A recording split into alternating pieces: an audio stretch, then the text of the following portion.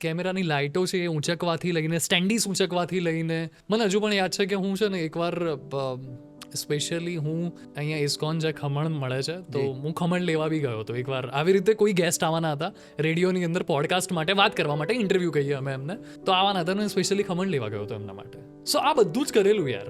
ત્યારે થતું હશે ને શું કરવું છે.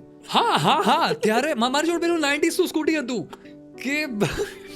કે શું કરી રહ્યો છું હું, ખમણ લેવા જઈ, પણ ઇટ્સ ઓકે, ફન હતું યાર. કારણ કે એ છે ને મને એવું લાગે છે કે તમારી લાઈફની અંદર જેટલી પણ વસ્તુઓ થઈ રહી છે ને એ એક સ્ટોરી લખાઈ રહી છે. અને મને એવું છે કે ભાઈ મારી જીવનની ઉપર જ્યારે બાયોપિક બનશે ને ત્યારે લોકોને મજા તો આવશે બગા. એક સિચ્યુએશન મસ્ત થઈ રહી છે. એ પેલી સ્કૂટીનો ફોટો છે ખરા?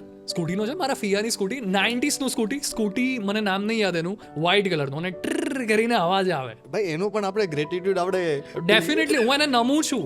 એ મેં સખત વાપર્યું છે, એટલે સખત ચલાવ્યું છે એને. હું મર્સિડીઝ ગણતો હતો એને મારી. મેં 2 વર્ષ સુધી એને ગાંધીનગર જવું હોય તો, એટલે ઘોડાસર, જેટલા અમદાવાદના સાંભળતા હશે, ઘોડાસરથી ગાંધીનગર, એટલે ડિસ્ટન્સ તમને ખબર કે 40 કિલોમીટર કે 30 કિલોમીટર. હું સ્કૂટી પર જતો. એટલે તમારી મજબૂરીની મર્સિડીઝ હતી. મજબૂરીની મર્સિડીઝ. હેલો દોસ્તો, જો હજી પણ તમે અમારી ચેનલને સબસ્ક્રાઇબ નથી કરી તો પ્લીઝ તમે અમારી ચેનલને સબસ્ક્રાઇબ કરવાનું નહીં ભૂલો.